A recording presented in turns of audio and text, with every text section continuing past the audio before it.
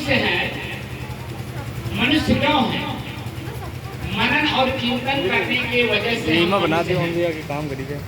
हमारे अंदर में मन शक्ति है, कोई भी काम करते हैं। अभी साहब जो है पारखी शब्द का प्रयोग किए हैं। पारखी शब्द, पारखी जो आपने देखा होगा बड़े बड़े दुकानों में, जहाँ पर राशन की दुकान होती है, वो जो सेठ है बनिया, वो एक पारखी रखता है। देखे कि नहीं आप? लोहे का होता है लंबा सा, उसका जो आगे का हिस्सा होता है पक्का होता है और पीछे का हिस्सा मोटा होता है। वो बोरी में डाल करके उस अनाज को बाहर निकालता है, जिससे वो परखता है कि ये अनाज सही है, गलत है, मिलावटी है या शुद्ध है। तो एक शब्द है परख। परख शब्द का जो प्रयोग करता है उसका नाम पारखी है। परख शब्द का प्रयोग जो करता है, परख क्या है जानते हैं? आपके ही शरीर के अंदर में, भैया जरा इसका आवाज जरा ईगो कम करके इसका गूंज रहा है, नॉर्मल रखो, नॉर्मल। आपके मन, इस शरीर के अंदर में जानते कितना शरीर है? ये जो शरीर दिख रहा है, इस शरीर में 3 शरीर है। एक शरीर नहीं दिख रहा है, खाली आंख से हम लोग ऊपर ऊपर देख रहे हैं कि इसमें एक शरीर दिख रहा है, लेकिन इसी शरीर में 3 शरीर है। एक स्थूल शरीर जो सामने दिख रहा है, हम आपको देख रहे हैं, आप हमें देख रहे हैं, लेकिन एक सूक्ष्म शरीर है जिसके वजह से ये शरीर चल रहा है, और एक कारण शरीर है जिसके वजह से ये दोनों चल रहे हैं। एक प्रश्न होता है कि मैं कौन हूं? इस शरीर में मैं ढूंढूं, मैं अपने आप को देखूं कि मैं कौन हूं। तो अपने आप को कैसे ढूंढेंगे? तो जो सूक्ष्म शरीर है, सूक्ष्म शरीर मन, चित्त, बुद्धि और अहंकार, ये 4 चीजें हैं जिसके वजह से हम सूक्ष्म शरीर को जान सकते हैं। मन क्या है? 5 साल से लेकर के और अब तक इस आंख ने जो कुछ देखा है, कान ने जो कुछ सुना है, जीभ से जिस प्रकार का, जिस वस्तु का स्वाद आपने लिया है, पैर से जहां जहां चल करके आप गए हैं, हाथ से जिसको जो चीज आप दान में दिया है, या जिससे जो कुछ आपने लिया है, उसका ख्याल मन के अंदर में जो उभरता है बार बार, वही मन है। मन सिर्फ याद कराता है, ख्याल कराता रहता है, लेकिन उसी के पीछे जस्ट चित्त भी है। चित्त का काम है परख करना। परख कैसे किया जाता है जानते हैं? जैसे छोटा बच्चा है, अभी इस बच्चे से परख करके आपको दिखा देता हूँ। बेटा जरा जाओ, क्या नाम है आपका? मुझे पहचानते हो? क्यों?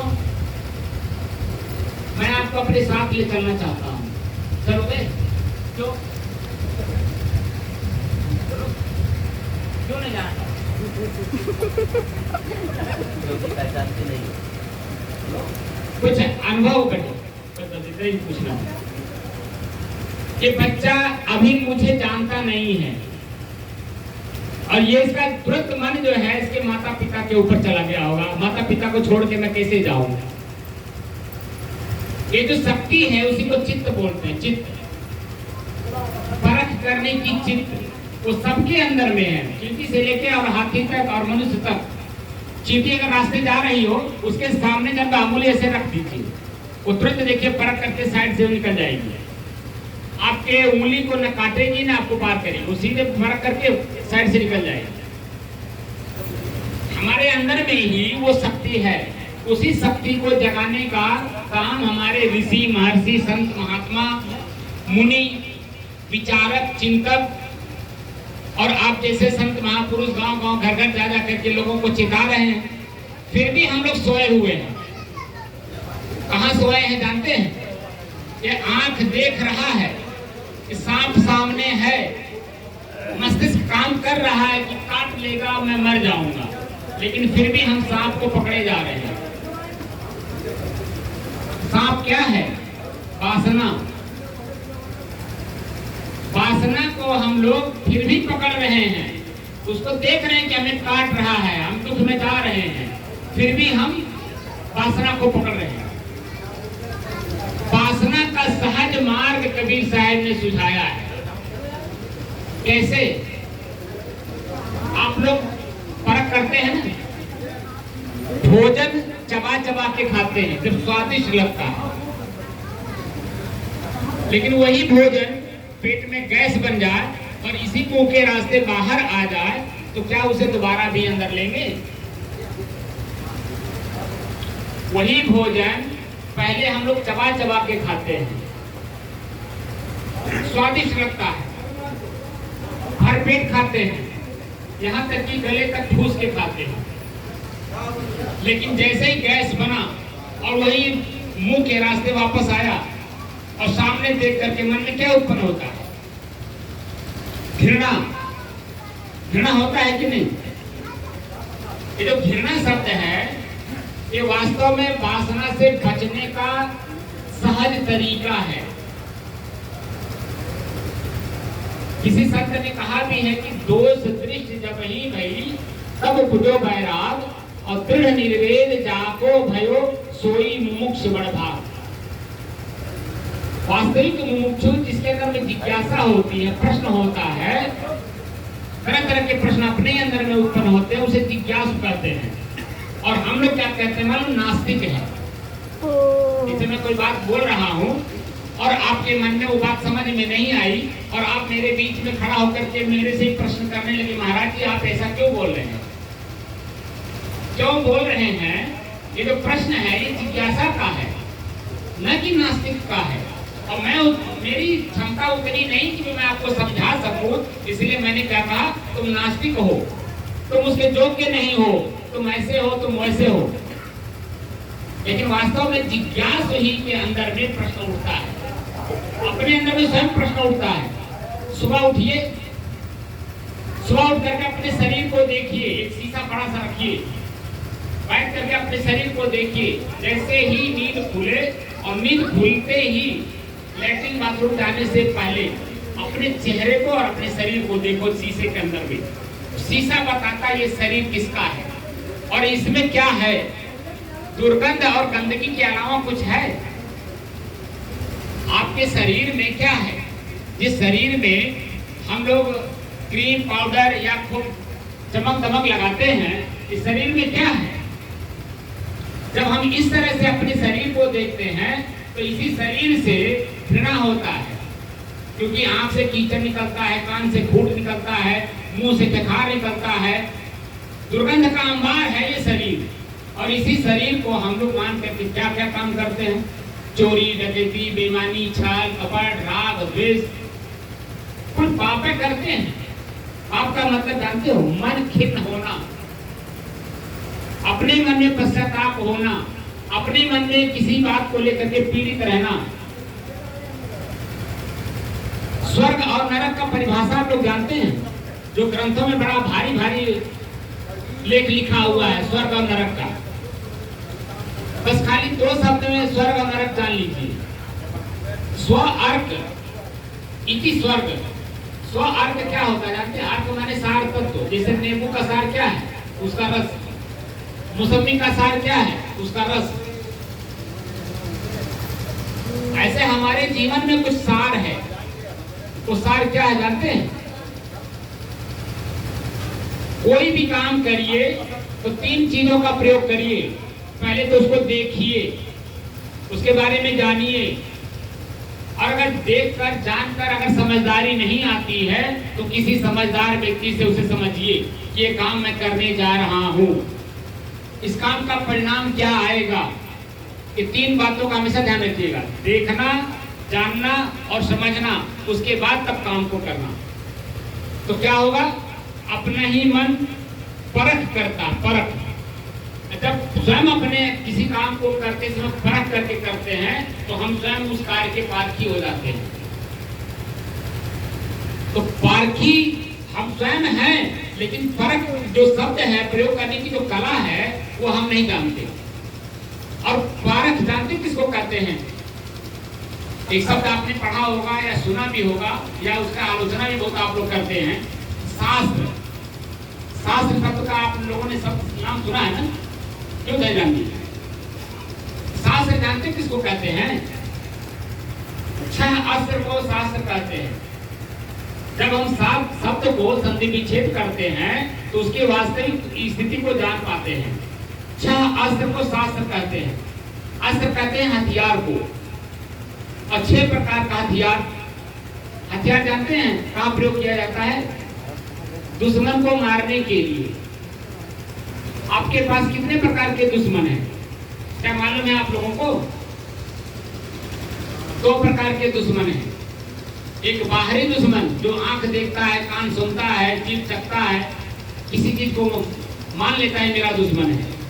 लेकिन एक भीतर में भी दुश्मन है, वो जो मान रहा है, उसको कहते हैं मन।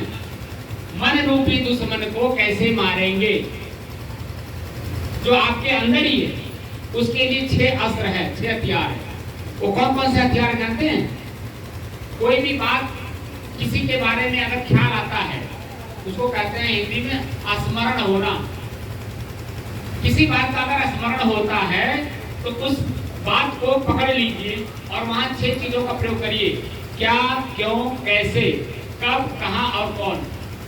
ये जो 6 प्रश्नवाचक चिन्ह हैं, यही शास्त्र हैं और यही परख करने की वस्तु है।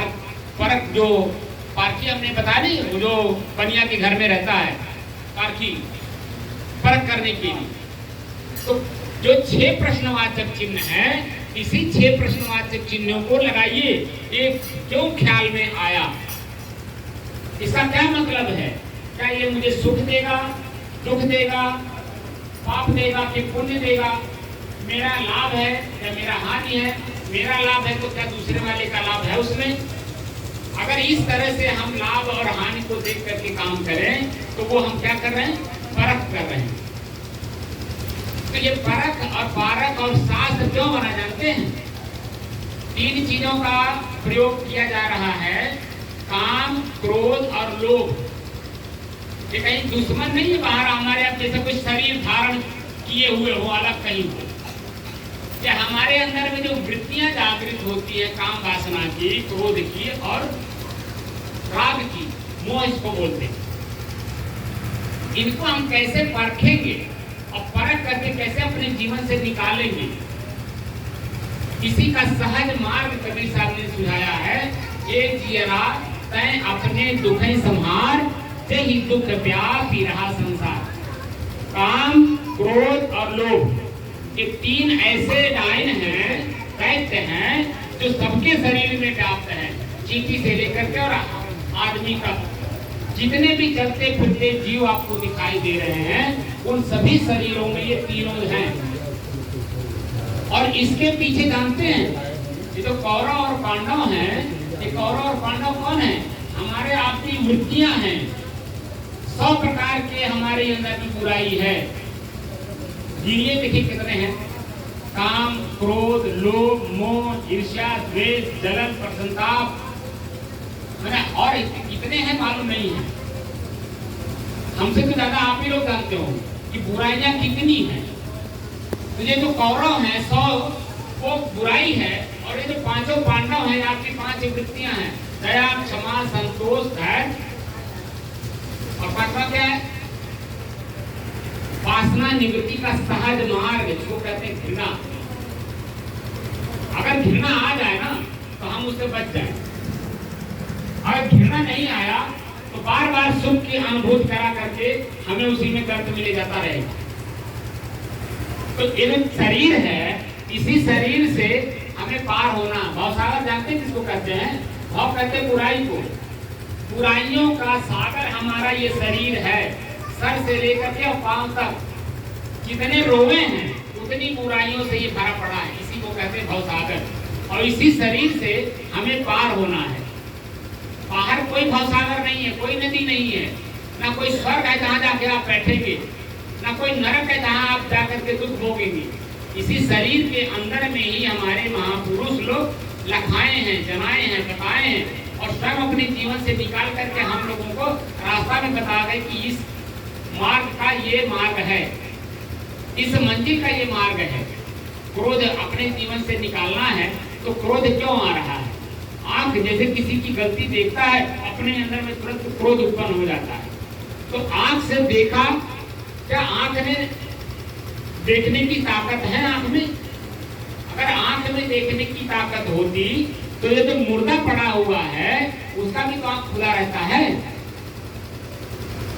वह क्यों नहीं पहचान लेता?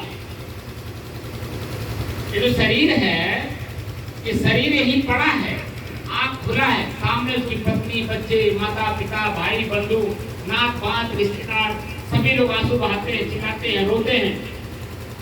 आंख देखता है, सांत्वना क्यों नहीं देता? कान में रांगा नहीं पड़ा है, कान में कुछ है नहीं, वो आवाज कान में जाता है तो सुनता क्यों नहीं? हाथ में हथकड़ी नहीं लगी है तो उसके सर पे हाथ फेर करके सांत्वना क्यों नहीं देता? क्योंकि उसमें जो रहने वाला था, इस शरीर का जो मालिक है, वो मालिक इस शरीर से निकल गया। जैसे गाड़ी पर से ड्राइवर उतर जाए तो 1 इंच भी गाड़ी आपका आगे पीछे नहीं हो सकता है, वैसे ये शरीर हमारा गाड़ी है। मैं इसमें जो बोलने वाला हूँ वो इसका ड्राइवर है। उस ड्राइवर को कैसे जाना जाए, कैसे समझा जाए, किस रूप में वो है, देखने में कैसा लगता है, उसके लिए जानते साधन क्या है? एक प्रश्न आप लोगों से मैं करता हूं, जरा आप लोग हाथ उठा के हमें बताइएगा, भगवान और ईश्वर में क्या अंतर है? आप लोगों ने कभी इसके बारे में जाना? कोई व्यक्ति हमें वाक्य बताए कि भगवान और ईश्वर में क्या अंतर है? थोड़ा बताइए, आप तो बुजुर्ग हैं, भगवान और ईश्वर में क्या अंतर है? माइक ले लीजिए, तो माइक पकड़ा दीजिए भाई उनको। भगवान और ईश्वर में क्या अंतर है? कोई अंतर आज तक आपके समझ में आया कि नहीं? पहले तो आप अपना नाम बताइए और अपना उम्र बताइए कितना है। माइक चालू करिए। हेलो, हाँ आवाज आ रही है। हमारा नाम तो मथुरा प्रसाद है। चलिए कोई बात नहीं, मथुरा प्रसाद जी अपना उम्र बताइए। उम्र लगभग 73 साल। 73 साल। 5 साल से लेकर के 73 साल के बीच में आपने भगवान और ईश्वर के बारे में क्या जाना? दोनों एक ही है या अलग अलग है?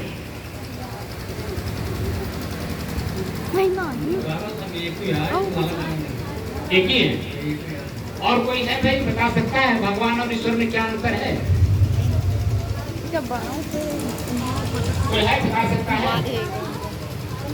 इन्हीं के सब लोग समर्थन करते हैं। मौन का मतलब मैं मान लूंगा कि सभी लोग यही ये जो बोले मथुरा प्रसाद जी, वही आप लोग भी माने कि भगवान और ईश्वर एक ही है। ईश्वर कुछ लोग कहते हैं कि ईश्वर, हाँ बात सुनिए, हमारी बात सुनिए कि ईश्वर जो चल रहे हैं, कुछ लोग कहते हैं ईश्वर ही है, और भगवान वो है जो इस शरीर को चला रहा है, ये वान है, ये भग मतलब शरीर है ये, और इसका चलाने वाला इसके अंदर बैठा वो चला रहा है, तो भगवान। तो हम किसको मान लें? ये ईश्वर जो चल रहे हैं ये ईश्वर है। संदेह ही माँ हमेशा रहा है, बात यूँ है असली। अब ईश्वर कौन है, भगवान कौन है, हम कौन है, जीव क्या है, अभी सब क्लियर कर देता हूँ आपको। जान लीजिए, भगवान और ईश्वर दोनों दो हैं, एक नहीं है। पहली बात तो इस प्रश्न का उत्तर ले लीजिए कि दोनों दो हैं, और इतना अंतर है कि एक पूरब है, एक पश्चिम है, एक जमीन एक आसमान है। तो इतने अंतर की चीज को और हम लोगों ने मान लिया आज तक कि एक ही है, और वो भी कहाँ कहते हैं? ऊपर जाने, भगवान जाने, ईश्वर जाने, अलग ही बताते हैं। आप क्यों बोले? जब मैं बोल रहा था तब पहले ही बोले, जब मैं बोलने शुरू किया तब आप फिर उसके बीच में कांगड़ा दिए। भगवान दो हैं, भगवान और ईश्वर दो है, तो मैं खुद ही कह रहा हूँ। और इतना अंतर है दोनों में कि पूरब एक पश्चिम है, पूरब कभी पश्चिम नहीं हो सकता और पश्चिम कभी पूरब नहीं हो सकता, जमीन कभी आसमान नहीं हो सकता और आसमान कभी जमीन नहीं हो सकता। इतना अंतर है, और इतने अंतर की चीजों को हम लोगों को सीधा साधा समझ करके ये जितने बुद्धिमान लोग हैं सब पढ़ करके स्वयं पागल बने हैं और हम लोगों को भी पागल बना के घुमा रहे हैं। हम लोग भी जानने की कोशिश नहीं किए, उनके पीछे पीछे दौड़े जा रहे हैं। जानते हैं ये जो शरीर आपका है यही भगवान है। ये जो आपका शरीर है ये भगवान है। ये जो आपका शरीर है ये भगवान है। अब यहाँ शंका होगा कि नहीं कि मेरा शरीर भगवान कैसे है? ये शंका होगा कि नहीं? क्यों? भगवान जो शब्द है उसमें अक्षर 5 हैं, भगवान। और ये 5 शब्द में से एक एक अक्षर लेकर के जोड़ के बनाया हुआ है। बात जो है बात सुन लेता है। एक बार बिल्कुल सुन लीजिए, अब आप बोलिए नहीं, आप जितना जानते मैं जान रहा हूँ। 5 अक्षर है, 5 शब्द में से एक एक अक्षर लेके जोड़ के भगवान शब्द बना है। भा भूमि, भू माने मिट्टी, गा गगन माने आकाश, वा वायु माने हवा, आसे आग, शरीर माने पानी। पंच प्रकृति को भगवान कहते हैं जो हमारा आपका शरीर है। हमारे आपके शरीर में परिवर्तन होता है। अपने शरीर को आप लोग आप 73 साल के हैं, 5 साल से लेकर के 73 साल की अवस्था में आपके शरीर का कितनी बार बदलाव हुआ? हर साल अगर आपने फोटो रखे हो और फोटो को साइड में रख करके देखिए कि मेरे शरीर में कितना परिवर्तन हुआ और वर्तमान में मेरे शरीर की क्या स्थिति है। जब इस तरह से पढ़ेंगे तो देखेंगे कि आप खुद चक्कर खा जाएंगे। मेरे शरीर का 5 साल में अवस्था चेहरा कैसा था, 10 साल में चेहरा कैसे बदल गया, 15 साल में चेहरा कैसे बदल गया। ये प्रकृति है, प्रकृति में बदलाव है, क्षण क्षण बदलाव है, परिवर्तन है। और परिवर्तन की चीजों को हम लोग स्थिर करना चाहते हैं, इसीलिए हम लोग प्रकृति के दोषी हैं। किसके दोषी हैं? प्रकृति के दोषी है। शरीर प्रकृति है, हम इसको स्थिर करना चाहते हैं और ये कभी स्थिर होने वाला है नहीं। दूसरा, मैं कौन हूं जो शब्द है, उस मैं कौन हूं को ढूंढने का साधन है ईश्वर। मैं शरीर में कौन हूं? क्या मैं आंख हूं जो दृश्य देख रहा हूं? ये दृश्य अभी कितने देर तक सत्य रहेगा? ज्यादा ज्यादा 1 घंटे। 1 घंटे के बाद ये जो दृश्य यहाँ दिखाई दे रहा है, इतनी भीड़, ये यहाँ ये आंख देख पाएगा? एक एक करके इतनी भीड़ इकट्ठा हुई, एक एक करके सभी लोग चले जाएंगे और ये भीड़ अभी खाली जगह, मैं स्वयं अकेला रह जाऊंगा। तो क्या कभी अपने अकेलेपन का एहसास हुआ? ये आंख मेरा है, न कि मैं आंख हूं। और मेरा का मतलब मेरे से अलग है तब मेरा है। तो आंख मेरा है, इससे देखने का काम करता है, सुनने का काम नहीं करता, बोलने का काम नहीं करता, सूंघने का काम नहीं करता, किसी भी चलने का भी काम नहीं करता, उठाने का भी काम नहीं करता, खाली देखने का काम करता है। आंख का कान का क्या काम है? सिर्फ सुनने का काम है। शब्द जैसा भी हो, कान सिर्फ सुनता है। जीभ का काम 2 है, बोलना और स्वाद लेना। पैर का काम चलना है, हाथ का काम देना और लेना है।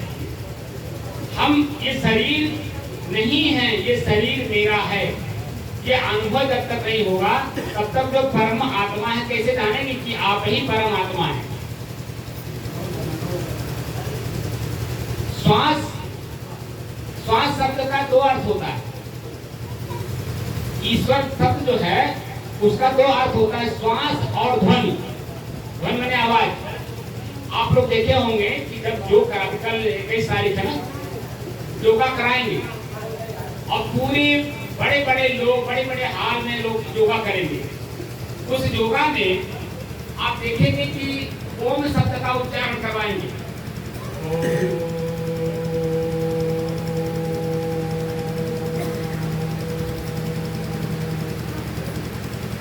ये जो ओम शब्द है इसी को कहते हैं यही मैं हूं, यही तब तो मैं हूं।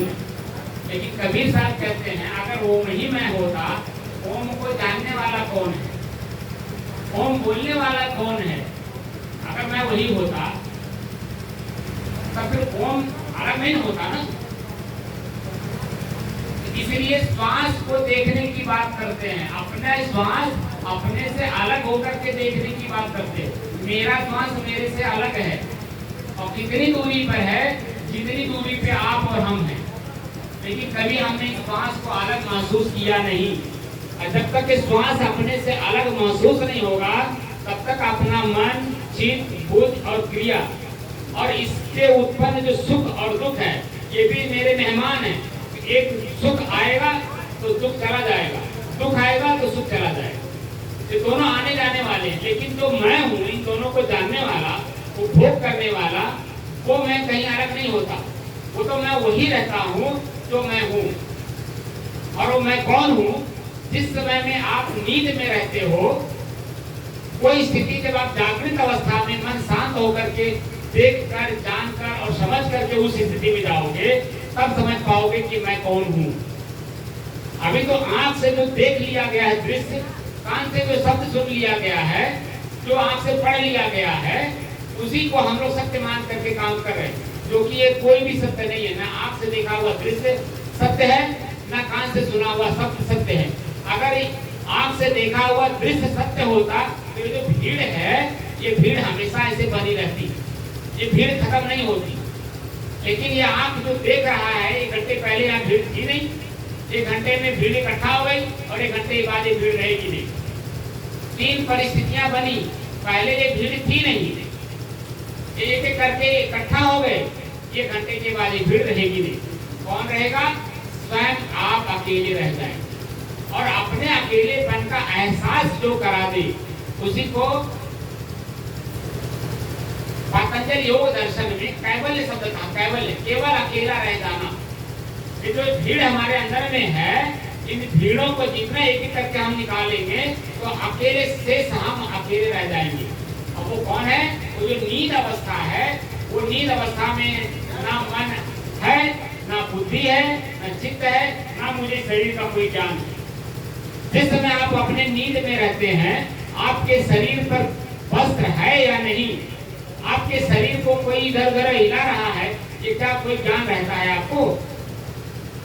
उस समय में कोई ज्ञान नहीं रहता है। सो करके उठने के बाद आप एक शब्द से कह सकते हैं, मैं आज गाढ़ी निद्रा में सोया था, कुछ भी ज्ञान नहीं था। ज्ञान जब तक आप जागृत में, आप देख रहा, कान सुन रहा, उसको कहते हैं चेतना। जब तक चेतना में है तब तक तो आपको सुख दुख, हानि लाभ, कष्ट पीड़ा सुख अनुभव होता है। लेकिन जैसे एकांत में जा करके जैसे नींद लेना शुरू करते हैं, ना वहाँ सुख रहता है, ना वहाँ दुख रहता है, ना पीड़ा रहता है, ना पश्चाताप रहता है, ना आत्मग्लानि रहता है। उसी को हमें जागृत अवस्था में प्राप्त करना है। कैसे प्राप्त करेंगे? उसी का साधन मैं आप लोगों को सिखा रहा हूँ। जिसको भी वास्तव में अपने आप को जानना हो और अपने इस मानव जीवन को सार्थक करना हो, वह मेरे से जुड़े और जुड़ करके मैं कुछ ज्यादा पहाड़ चढ़ने वाली साधना नहीं सिखाऊंगा, एक ही साधना सिखाऊंगा। बार बार अभ्यास करने की जरूरत है और जैसे जैसे आप अभ्यास करते जाएंगे, समयानुसार आपकी वृत्ति बदलती जाएगी और जैसे जैसे वृत्ति बदलेगी वैसे वैसे जब जिस स्थिति में आप हैं उस स्थिति का ज्ञान मैं करा दूंगा। ये जीव है, ये आत्मा है, ये परमात्मा है, ये ब्रह्म है, ये ईश्वर है। खाली आपको जानना है कि हमारी वृत्ति किस समय में किस स्थिति में है। तो जिसको भी अपने आप का परिचय करना हो और अपने मानव जीवन को सार्थक करना हो, राक्षस आते किसको कहते हैं? राक्षस जो रॉ मटेरियल, अंग्रेजी में कहते हैं रॉ मटेरियल और हिंदी में कहते हैं खराब सामग्री। तो हमारा जो शरीर है, ये शरीर क्या है? इसमें कोई सोना चांदी भरा है? खराब मटेरियल है। इस खराब मटेरियल को जो सार्थक कर ले, वही वास्तव में मानव जीवन को सार्थक करे। और इसी सार्थक जीवन को अगर आपने अभी कर लिया, तो अगर मोक्ष न भी हुआ तो तुरंत आपको मानव शरीर मिलेगा और किसके घर जन्म होगा? एक श्रीमतांगे ही, जो संपन्न व्यक्ति है, बुद्धि से, ज्ञान से, आचरण से, धन से, सामाजिकता से जो संपन्न होगा, उसके घर में आपका जन्म होगा और वहीं से फिर आपका आगे का रास्ता प्रशस्त हो जाएगा, जिससे आपका मोक्ष हो जाएगा। तो मैं अपनी वाणी को एक विराम देता हूँ। तो मैं कौन हूँ को कैसे ढूंढेंगे? अपने श्वास को अपने से अलग होकर पहले देखना अभ्यास करिए। ये श्वास है, जब तक मेरे से अलग महसूस नहीं होगा तब तक अन्य चीजें महसूस नहीं होंगी, और जब तक अन्य चीजें महसूस नहीं होंगी तो उनसे उत्पन्न हुए चाहे विकार हो चाहे सुख हो, दोनों मेहमान हैं, दोनों के साथ व्यवहार कैसे करना है ये कैसे करेंगे आप। इसलिए अपने श्वास को अपने से अलग होकर के देखने का अभ्यास करिए। ये मैं नहीं कह रहा हूँ, ऋग्वेद काल से लेकर के और महात्मा कबीर तक ये बात को बोला गया। कबीर साहब क्या कहते हैं, श्वास श्वास सुमिरन करो, वृथा श्वास मत खोए, ना जाने किस घड़ी में आवन होए न हो। वैसी साखी को चरितार्थ करने की दृष्टि से मैं बोला हूँ, और आप लोग अगर इससे अपने आप को जानने की कोशिश करेंगे तो उसमें जहाँ हमारे सहयोग की जरूरत होगी मैं उसमें सहयोग कर दूंगा। और आप अपने आप का परिचय करिए कि मैं कौन हूँ, क्या आंख से देखा हुआ दृश्य में हूँ, क्या देखने वाला हूँ, क्या इसका उपभोक्ता हूँ, मैं कौन हूँ मैं। और जिस दिन इस चीज का ज्ञान हो जाएगा ये जीवन सार्थक हो जाएगा। कोई प्रश्न किसी का हो तो पूछिए, आप पूछिए।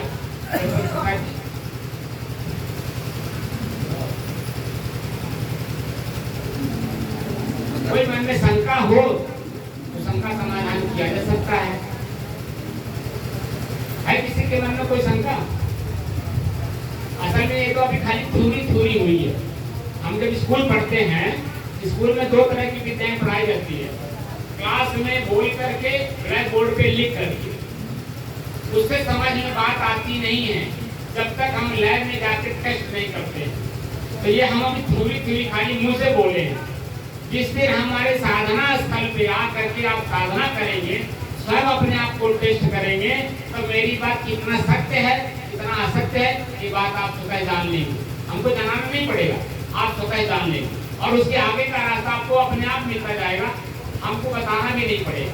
क्योंकि मैं भी वही हूँ जो आप हैं, जो आप हमें मैं भी कभी था, आज नहीं हूँ लेकिन कभी था। आज के 32 साल पहले 20 साल की उम्र में मैं जब साधु बना था तब मैं भी वही था जो आप हैं, उसी जगह पे मैं बैठा था जहाँ आप हैं।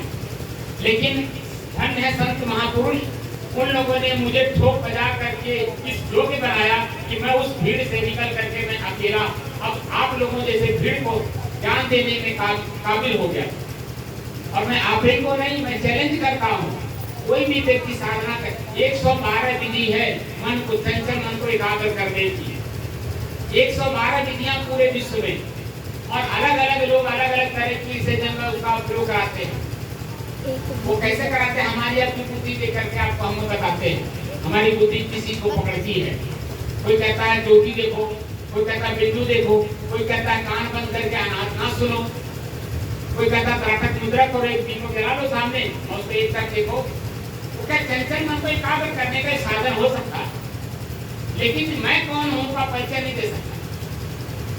मैं कौन हूँ, जैसे मैं इस भीड़ में कौन हूँ, मैं जब अपनी तरफ देखूंगा तभी तो जान पाऊंगा कि मैं कौन हूँ। मैं आपकी तरफ जब तक देखता रहूंगा तब तक मैं अपने का परिचय कैसे कर पाऊंगा कि मैं कौन हूँ।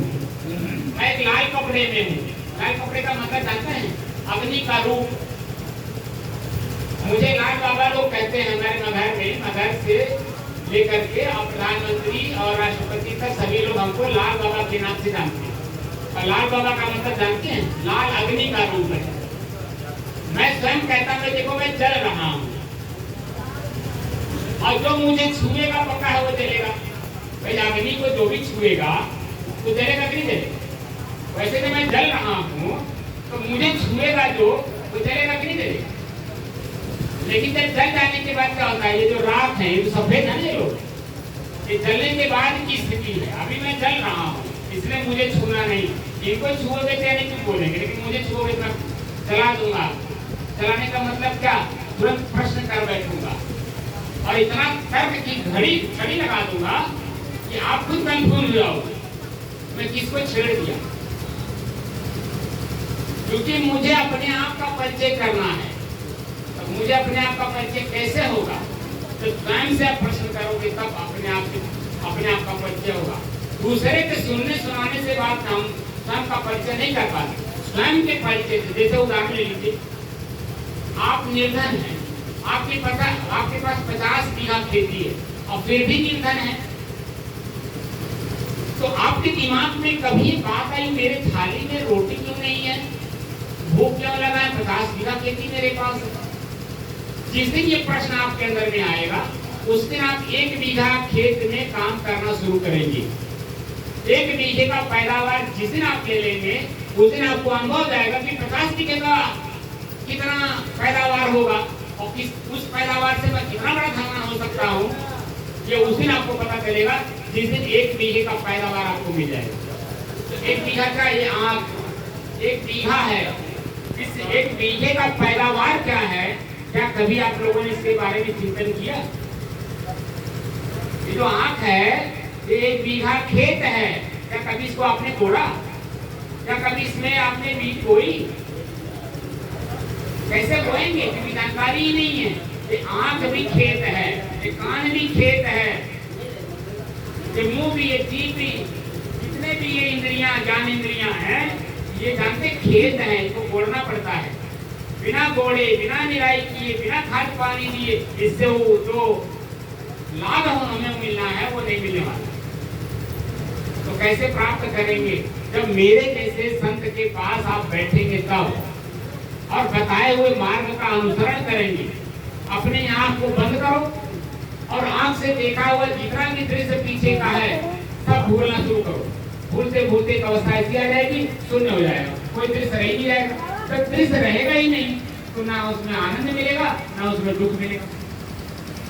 दुख और सुख सिर्फ स्मृति मात्र है, ख्याल मात्र है, और वह सुख और दुख ख्याल भूल जाइए, न सुख है न दुख है। तो कैसे भूलेंगे, क्योंकि बार बार आप वही अभ्यास किए हैं, खाली याद हो रही। रात में आप लोग नींद लेने जाते हैं फिर भी नींद नहीं आती है। रात में आप लोग सोने जाते हैं बिस्तर पर, वहां देखिए आपको नींद नहीं आती। क्यों? क्योंकि जो पीछे कर्म हो चुका है वो कर्म बार बार हमारे स्मृति में याद आता है, और जिसके कारण पूरी नींद न लेने के कारण सवेरे जो है हम पूरा काम नहीं कर पाते, क्योंकि वहाँ आलस और जमुआ जाता है। और अगर पूरी नींद ले लें तो आपकी अवस्था में आपको कितना नींद आता है आपको बताइए दशरथ जी। हाँ, मथुरा प्रसाद जी, आपकी 73 साल की अवस्था में इस समय में रात में कितने घंटे नींद आती है, जरा आपको बताएंगे? बहुत है, टेंशन नहीं रहा, टेंशन फ्री है। स्वप्न में रहते हैं कि वास्तव में नींद में रहते हैं? कभी कभी सपना हो जाता है। अक्सर तो आप स्वप्न में ही रहते होंगे, वो खाली शरीर देखने के लिए लेटा हुआ है लेकिन मन लेटा हुआ नहीं है ना। मैं क्या कह रहा हूँ, जागता है कि नहीं जागता? वही तो कह रहा हूँ, मुश्किल से 2 घंटे नींद आती है, 2 घंटे मुश्किल से। वो शरीर आपका खाली पड़ा हुआ है, मन सोया नहीं है, पीछे की तरह कर्म हो गया है 5 साल से लेकर अब तक, वो वही बार बार स्मृति में आता है, तो वही इसी को बोलते स्वप्न अवस्था। नींद अवस्था नहीं, स्वप्न अवस्था। और जब तक नींद नहीं आएगी तब तक सुख कैसे होगा? उसी तरह से जब तक मन अपने आप में स्थिर नहीं होगा तब तक सुख कैसे होगा? असत होगा नहीं तो मोक्ष काम को कैसे करेंगे? तो कुल मिलाकर के हमको अपने मन को ही अपने बस में करना है। ये हवा के वेग से भी ज्यादा दौड़ता है, कैसे पकड़ेंगे आप बताओ?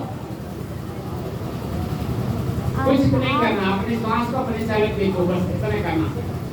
आप अभ्यास करके हमको बताइएगा, हमारा बल्कि नंबर आप नोट कर लीजिए, हमको आप बताइएगा कि मेरा मन कितना अपने बस में हुआ। 2 घंटे नींद के अलावा 3 घंटे नींद आएगी, हमको बताइएगा। कब बताएंगे? 3 घंटे की कितने दिन में आप लेकर टाइम बताएंगे? मान लीजिए आप साधना नहीं कर सकते तो नींद तो ले सकते हैं ना सो करके। 3 घंटे 2 घंटे की नींद के अलावा 3 घंटे नींद आपकी हो, कितने दिन में बताएंगे? कुछ समझ बात नहीं है, रात भर तो मन चलता है, मन रात दिन चला कर एको में। वही तो कह रहा हूँ, रात दिन क्यों चलता है उसी को तो बता रहा हूँ।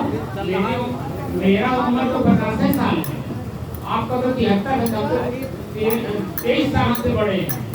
तो 23 साल में एक दिन का 1 घंटे का जो आपने आँख से देखा है, कान से सुना है, फिर से स्वाद लिया, पैर से चले हैं, जिस व्यक्ति के साथ जो व्यवहार किए हैं वही तो कल्पना के रूप में आता है। दूसरा क्या आता है?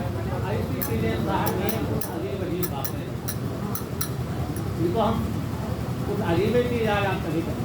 असल में आपको बताया, ये जो शरीर धारण हमने किया, इस शरीर के पहले भी तो कितने शरीर धारण किए इसके बारे में आपको पता है?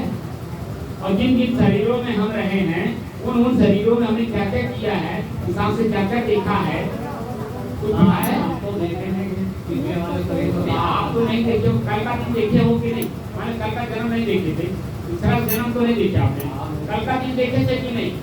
तो कल की चीजें हैं वही तो आज ख्याल में रहेगा। जो कल आपने देखा होगा वही तो आज स्मृति के रूप में रहेगा, और जो आज आप देख रहे हैं वो कल स्मृति के रूप में आएगा कि नहीं आएगा? ये तो मैं आपसे वार्तालाप कर रहा हूँ, ये क्या 24 घंटा से रहेगा? अभी चुप हो जाएंगे हम बोल करके, और यही बोली आपको बार बार उभरेगी आपके दिमाग में, और बार बार मेरी स्मृति होगी कि एक महात्मा कोई आया था उस तरह से बोल रहा था, वो क्या क्या बोला मैं सुना तो लेकिन समझ नहीं पाया। बार बार अपने मन में शंका होगा, शंका होगा कि नहीं होगा? तो उस शंका का समाधान कैसे करेंगे? साक्षात जब हम फिर आपने सामने बैठेंगे तभी शंका का समाधान करेंगे, तभी दूर होगा। और हम लोग दूर दूर रहे और एक दूसरे से वार्तालाप न करें तो शंका बना ही लेगा, नहीं बना लेगा? तो इस मानव जीवन में ही तो शंका समाधान करने का अवसर है।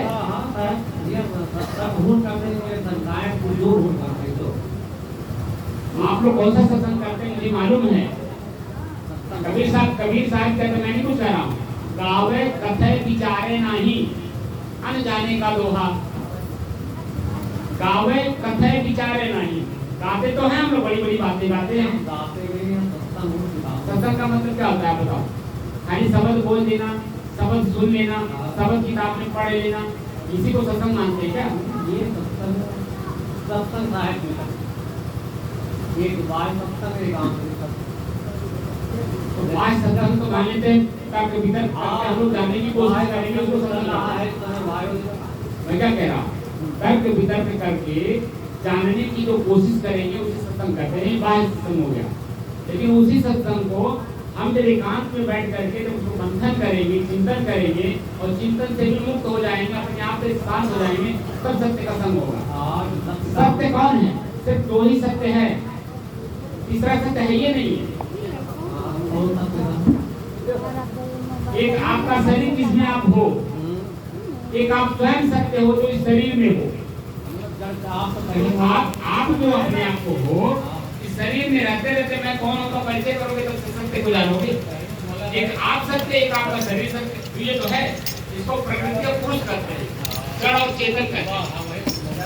आपका शरीर जड़ है और आप स्वयं चेतन है, तो ये तो सत्य है।